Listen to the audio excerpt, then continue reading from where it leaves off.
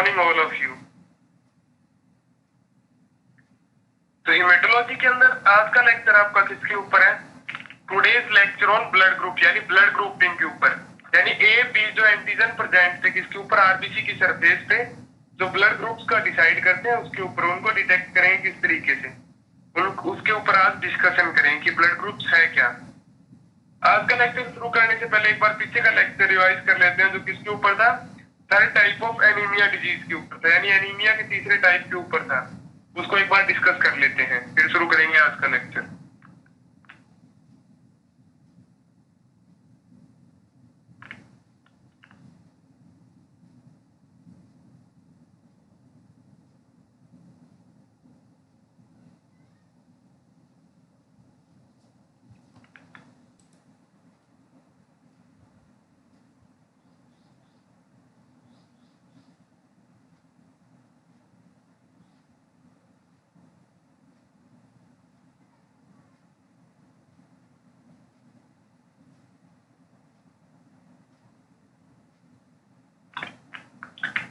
तो G6PD ये क्या है?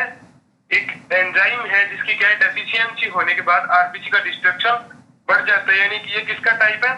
सेकंड टाइप के एनीमिया का सब टाइप है G6PD डेफिशिएंसी। तो इसके अंदर क्या होता है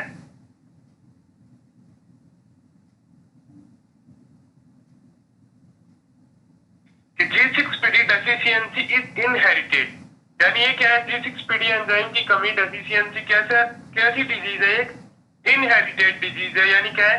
पेरेंट्स से स्प्रेड होने वाली, जेनेटिकली स्प्रेड होने वाली डिजीज है। This mean it is pass down from parents through their gene. और इसका मतलब क्या है कि ये किससे पास होती है डाउन, यानी बच्चों में, चिल्ड्रन में पेरेंट्स से, और किसके द्वारा? जीन्स के द्वारा। Next, it is when the body does not have enough of enzyme called G6PD यानी ग्लूकोज 6-फॉस्फेट डिहाइड्रोजिनेज। और G6PD डेफिशिएंसी एनीमिया कब होता है? कि जब G6PD एंजाइम की डेफिशिएंसी होती है, कमी के अंदर, बॉडी के अंदर प्रेजेंट नहीं होता इनफ अमाउंट के अंदर, पर्याप्त अमाउंट के अंदर।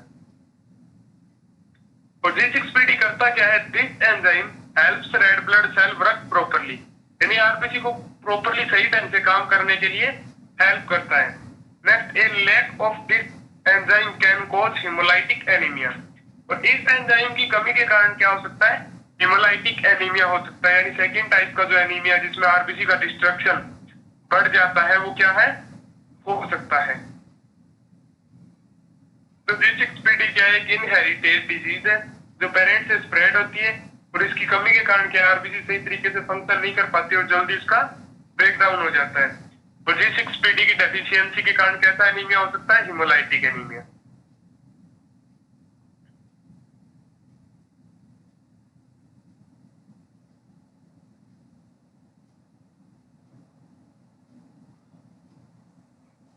Next, the deficiency of this enzyme is cause damage RBC membrane. पर इस एंजाइम की कमी से क्या, किस चीज की डेफिशिएंसी होगी, यानी G6PD की कमी के कारण क्या हो सकता है? आरबीसी की सेल मेम्ब्रेन क्या हो जाएगी? जल्दी डैमेज हो जाएगी। नीचे NADPS, तो NADPS की फुल फॉर्म क्या है? Nicotine amide adenine dinucleotide phosphate. तो नीचे देखिए, G6PD is required for the formation of NADPS which maintain glutathione in a reduced state। यानी G6PD क्या है? किस चीज के लिए? जो ग्लूकोज 6-फॉस्फेट डिहाइड्रोजिनेज एंजाइम है वो क्या है? NADPS के फॉर्मेशन के लिए रिस्पॉन्सिबल होता है, जरूरी होता है। तो किसको, और NADPS किसको मेंटेन करता है? ग्लूटाथियोन को। यानी जब ग्लूटाथियोन की ह्यूमन बॉडी में कमी होती है तो उसको मेंटेन कौन करता है? NADPS। और NADPS को मेंटेन कौन करता है? G6PD। और ग्लूटाथियोन क्या करता है? आरबीसी की सेल मेम्ब्रेन या अदर सेल्स की जो मेम्ब्रेन है उसको सही तरीके से रखने का काम करता है, उसका फॉर्मेशन करने का काम करता है। Next, the decrease construction of NADPS reduce glutathione level that is responsible for maintain cell membrane structure of RBC। और अगर क्या है कि G6PD की कमी होगी तो NADPS का जो फॉर्मेशन है वो भी नहीं होगा, तो वो डिक्रीज हो जाएगा कंस्ट्रक्शन। और वो कंस्ट्रक्शन डिक्रीज होगा तो ग्लूटाथियोन का लेवल भी क्या हो जाएगा? डिक्रीज हो जाएगा, मेंटेन नहीं होगा। मेंटेन नहीं हो तो ग्लूटाथियोन किस चीज के लिए रिस्पॉन्सिबल है? For maintain cell membrane structure of RBC, यानी आरबीसी की सेल मेम्ब्रेन को मेंटेन रखने के लिए रिस्पॉन्सिबल है। Next, if G6PD enzyme level is decreased, then RBC membrane weak and early damage and cause hemolytic anemia। और अगर क्या है G6PD एंजाइम की डेफिशिएंसी होगी, कमी होगी ह्यूमन बॉडी में, तो आप क्या है NADPS नहीं बनेगा, NADPS नहीं बनेगा तो ग्लूटाथियोन का लेवल मेंटेन नहीं होगा, आरबीसी की सेल मेम्ब्रेन क्या हो जाएगी? वीक हो जाएगी और जल्दी डैमेज हो जाएगी। इसकी वजह से क्या हो सकता है? Haemolytic anaemia.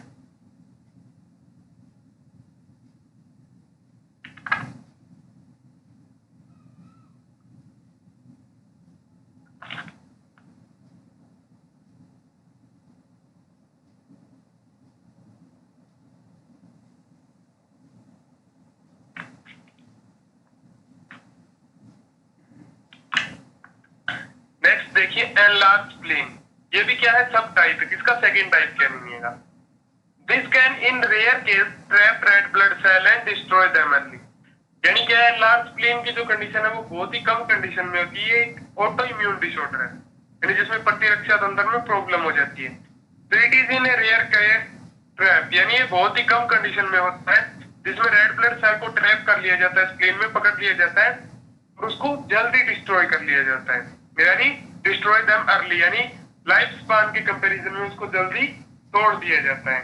Next, something that puts stress on your body such as infection, drug, smoke, venom or certain condition, यानी अगर कोई चीज की वजह से आपकी बॉडी पे स्ट्रेस आ रहा है, या जैसे इन्फेक्शन हो गया, या फिर ड्रग से, किसी स्मोक से, या विनम से यानी सांप के जहर से, या फिर किसी फूड से, तो क्या है आपकी जो स्प्लीन है उस पे प्रेशर पड़ेगा और वो क्या आरबीसी को जल्दी ब्रेक डाउन करेगी, यानी एनलार्ज स्प्लीन एनीमिया हो सकता है आपको। Toxins for liver and kidney advance दीजिए, और एनलार्ज स्प्लीन के साथ में क्या क्या होगा कि टॉक्सिसिटी हो जाएगी, किसमें? लीवर और स्प्लीन के अंदर।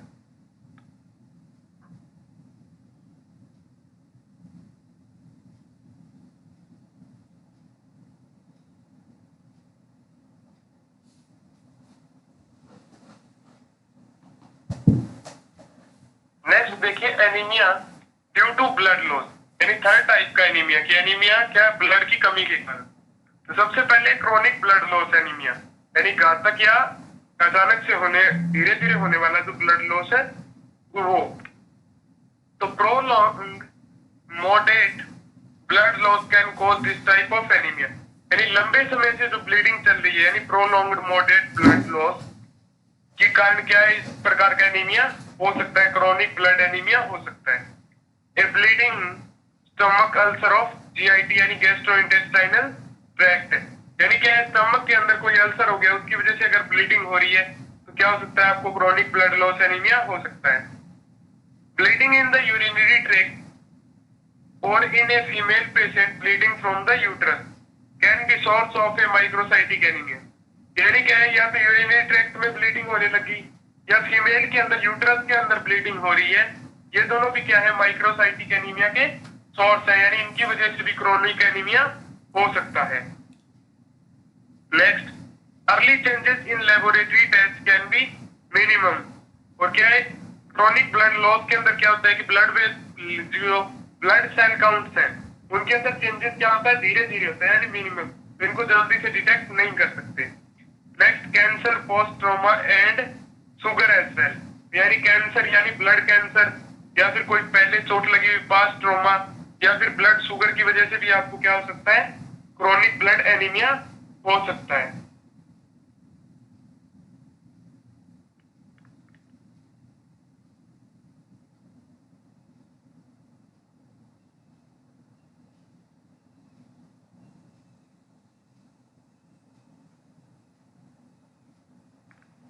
नेक्स्ट है acute blood loss. Acute blood loss में क्या होता है? Haemorrhage occur due to accidental case in this condition RBC normocytic, यानी हेमोरेज यानी अचानक से ब्लड का बाहर निकलना, तो हेमोरेज अकर हो गया यानी हो गया एक्सीडेंटल केस में, और इस कंडीशन को क्या बोलते हैं? एक्यूट ब्लड लॉस, यानी अचानक से होने वाला ब्लड का लॉस, नुकसान। और इस कंडीशन में आरबीसी की शेप कैसी रहती है?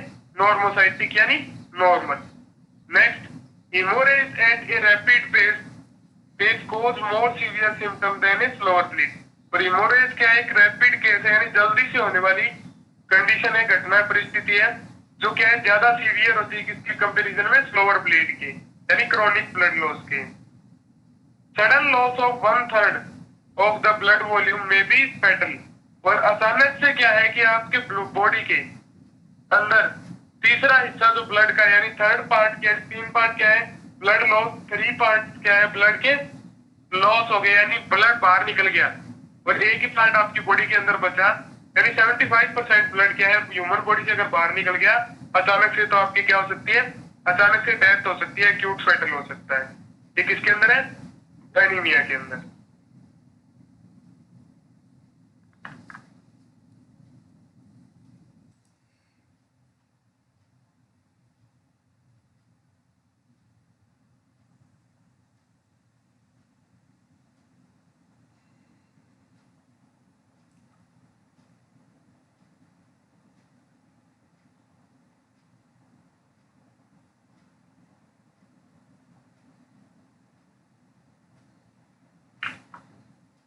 नेक्स्ट क्या है आज के लेक्चर में? Blood group. तो ब्लड ग्रुप क्या है? मतलब कि सबसे पहले देखिए, blood is categorised into different groups based on antigenic properties. यानी ब्लड को क्या है अलग अलग ग्रुप्स के अंदर डिवाइड किया गया है, अलग अलग कैटेगरी के अंदर डिवाइड किया गया है। किस चीज के ऊपर? किस चीज के बेस के ऊपर? कि उसकी एंटीजेनिक प्रॉपर्टी के ऊपर, कि एंटीजन कौन सा प्रेजेंट है ब्लड के अंदर, उसी की कैपेसिटी की, उसी के अकॉर्डिंग क्या है ब्लड को फर्दर क्लासिफाई किया गया कि ए ब्लड ग्रुप है, बी ब्लड ग्रुप है, या फिर ए बी ब्लड ग्रुप है। तो वो सारे किसके ऊपर बेस है?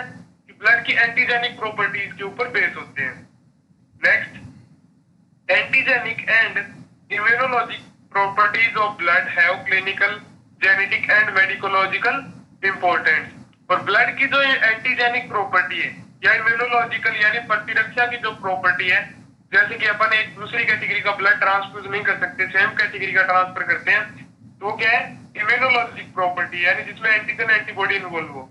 ये किसके अंदर इंपॉर्टेंस है? प्रॉपर्टीज ऑफ, ये सारी खासियत जो है ब्लड की, वो क्या मेंटेन रखती है? कि वो क्लिनिकली इंपॉर्टेंट है, यानी इन्वेस्टिगेशन के अंदर।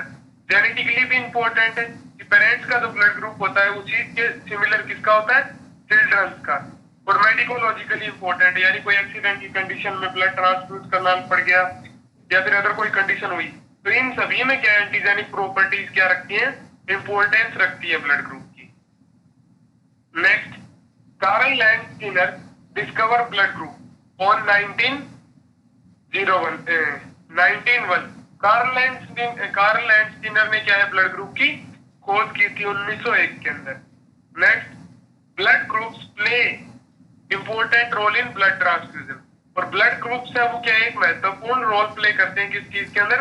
ब्लड की ट्रांसफ्यूजन के अंदर। तो शुरू से देखिए कि blood is categorised into different groups based on antigenic property. यानी ब्लड को क्या अलग अलग ग्रुप्स के अंदर, संघ के अंदर डिवाइड किया गया है, किस चीज के ऊपर बेस है? कि वो ब्लड की एंटीजेनिक प्रॉपर्टीज के ऊपर उसको क्लासिफाई किया गया है। Next, antigenic and immunological properties of blood. और ये जो एंटीजन और जो इम्यूनोलॉजिकल यानी एंटीजन एंटीबॉडी की जो प्रॉपर्टीज है ब्लड की, जो उसकी खासियत है, ठीक है, वो उनका क्या है? वो क्लिनिकल यानी क्या है? लैब के अंदर भी इंपॉर्टेंस है उनकी, जेनेटिक्स के अंदर भी इंपॉर्टेंस है, और मेडिकोलॉजिकल, इन मेडिकोलॉजी में भी इंपॉर्टेंट रोल प्ले करते हैं। Next, Karl Landsteiner discover blood group on 1901। और कार्ल लैंडस्टीनर ने क्या है ब्लड ग्रुप की खोज की थी? कब की थी? 1901 में।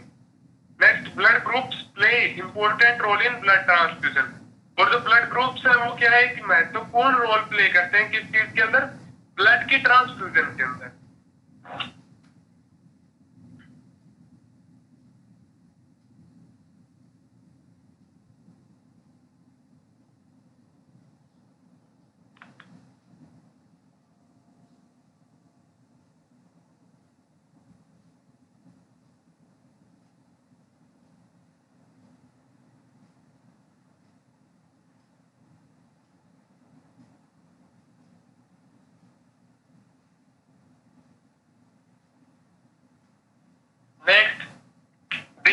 Around 35 blood group system.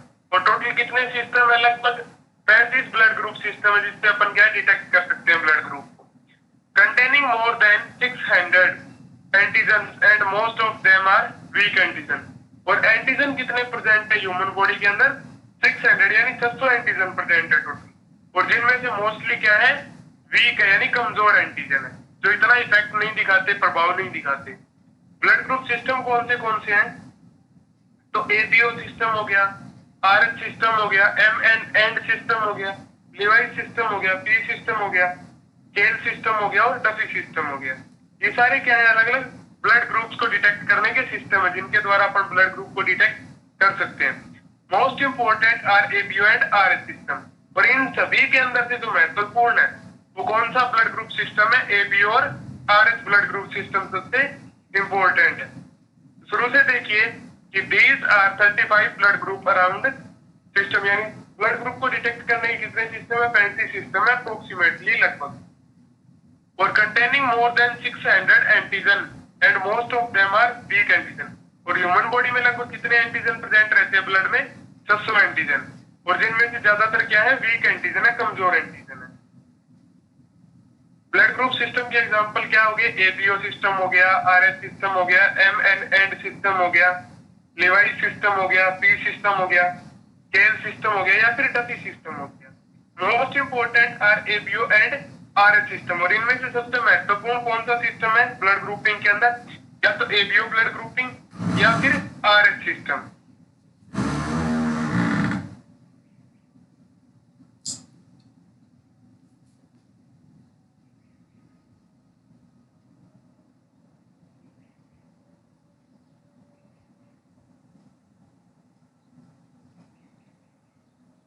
Next देखिए एबीओ ब्लड ग्रुप सिस्टम। तो एबीओ ब्लड ग्रुप सिस्टम में क्या होता है? Human blood is categorised into 4 major groups.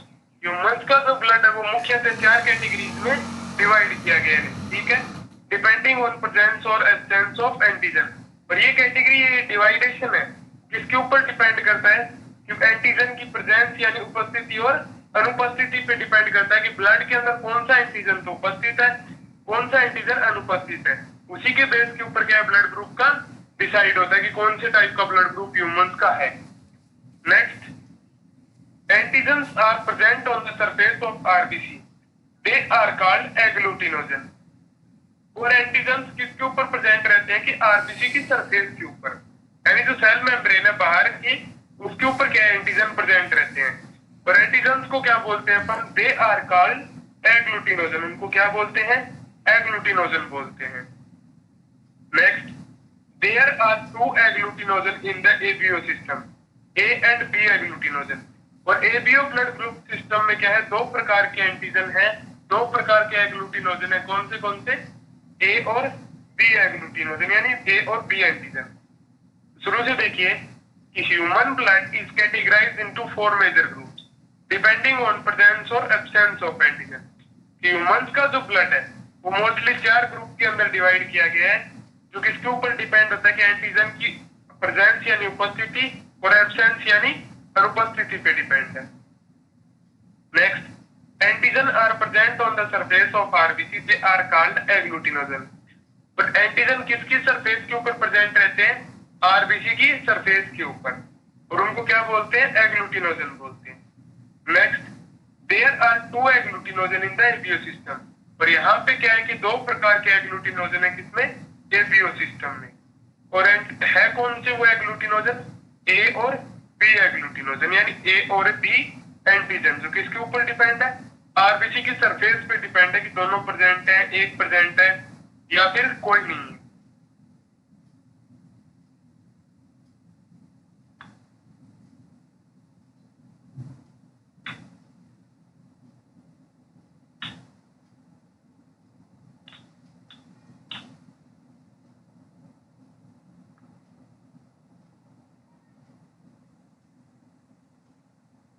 Next, the blood contains antibody in plasma. These are called agglutinin. और blood के plasma के अंदर क्या प्रेजेंट रहता है?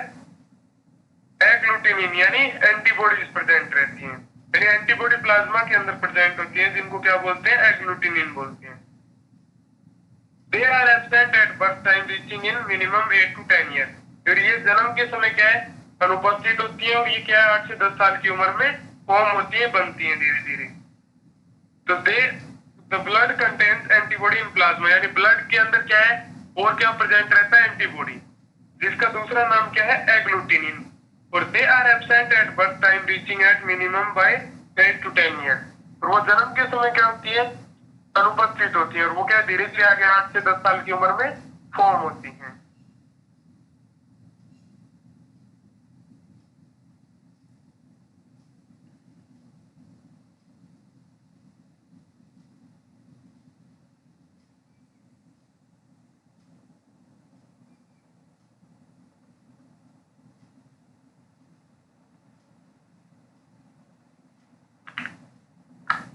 नेक्स्ट है blood group chart. Blood group chart में क्या है, सबसे पहले तो ऊपर लिखा हुआ है ग्रुप्स, यानी ग्रुप कौन से हैं, 4। तो एक तो ए ब्लड ग्रुप है, दूसरा है बी ब्लड ग्रुप या ए और बी ब्लड ग्रुप, और लास्ट चौथा कौन सा है, ओ ब्लड ग्रुप। नेक्स्ट देखिए red blood cell type. Red blood cell type में क्या है, ऊपर पिंक कलर के जो दिखाए डॉटेड सेल फर्स्ट कॉलम में, वो क्या है, ए एंटीजन है, दूसरा बी एंटीजन है, तीसरा ए और बी दोनों एंटीजन प्रेजेंट है, ठीक है। और चौथा ब्लड ग्रुप क्या है, जिसमें ए और बी दोनों ही प्रकार के एंटीजन एब्सेंट है आरबीसी की सरफेस पे, यानी आरबीसी की सरफेस पे कोई भी एंटीजन प्रेजेंट नहीं है। नेक्स्ट एंटीबॉडीज इन प्लाज्मा, यानी अगर ए ब्लड ग्रुप है तो एंटीबॉडी कौन सी मिलेगी आपको, बी एंटीबॉडी मिलेगी, किसके अंदर, प्लाज्मा के अंदर। यानी एंटी ग्रुप एंटीजन जो प्रेजेंट होगा आरबीसी के ऊपर, उसके अपोजिट यानी दूसरी क्या मिलेगी, एंटीबॉडी मिलेगी। तो ए ब्लड ग्रुप में एंटीबॉडी क्या होगी, बी होगी। और next second B blood group में एंटीबॉडी क्या होगी, एंटीबॉडी ए होगी, जो क्या है कि इसीलिए क्या ब्लड ट्रांसफ्यूज नहीं कर सकते, दूसरा बी का ही करेंगे। अगर एंटीजन क्या है, ए और बी दोनों ही प्रेजेंट हो आरबीसी की सरफेस पे, तो एंटीबॉडी क्या होगी, नॉन यानी एब्सेंट होगी। और अगर ओ ब्लड ग्रुप में देखें तो एंटीजन क्या है, एब्सेंट है, ए और बी दोनों ही, तो एंटीबॉडीज कैसी प्रेजेंट होंगी, एंटीबॉडी ए और बी दोनों प्रकार की एंटीबॉडी क्या है, प्रेजेंट होगी।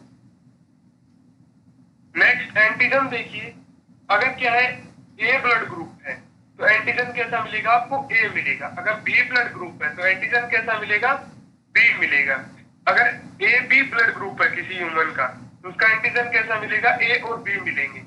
और अगर ओ ब्लड ग्रुप है तो एंटीजन क्या होंगे, आरबीसी की सरफेस पे एब्सेंट होंगे। अगर ए ब्लड ग्रुप में देखें एंटीजन तो हो गया ए और एंटीबॉडी क्या होगी, बी होगी।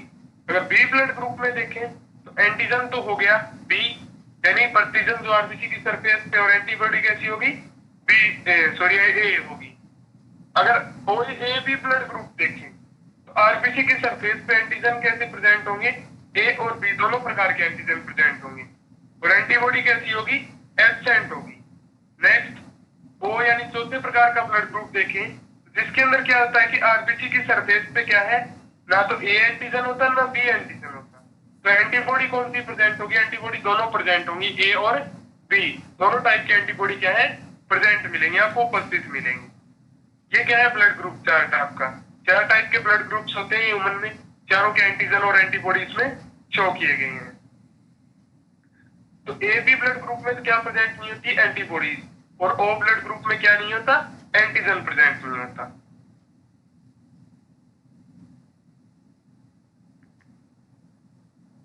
नेक्स्ट देखिए, अगर जेनेटिक्स देखें कि ए बी ब्लड ग्रुप का डिसाइड कैसे होता है पेरेंट्स से, ह्यूमंस के अंदर अगर किसी का ब्लड ग्रुप ए है, अगर उसके पेरेंट्स का यानी मतलब मदर और फादर दोनों का ब्लड ग्रुप क्या होगा, ए होगा, तो एलील कैसे आएंगे, ए क्रोमोसोम पे फादर से भी आई आएगा, एलील कैसा आएगा, ए आएगा, और मदर से भी ए आएगा, तो ब्लड ग्रुप कैसा हो जाएगा, ए हो जाएगा।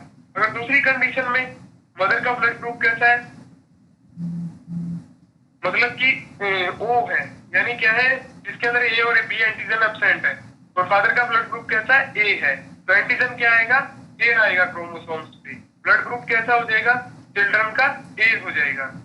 अगर बी ब्लड ग्रुप में देखें जेनेटिक्स, तो बी ब्लड ग्रुप में क्या होता है, अगर क्या है मदर और फादर दोनों के क्या है, जो ब्लड ग्रुप बी है तो उनके एक एक एलील ट्रांसफर होंगे दोनों की क्रोमोसोम में, क्रोमोसोम जोड़ी से मिलता है, 2 पेयर से, ठीक है, एक पेयर से, एक जोड़े से बनता है, एक एक क्या आ जाएंगे दोनों के आईबी क्या आ जाएंगे, एलील आ जाएंगे, जिससे क्या हो जाएगा, बी हो जाएगा।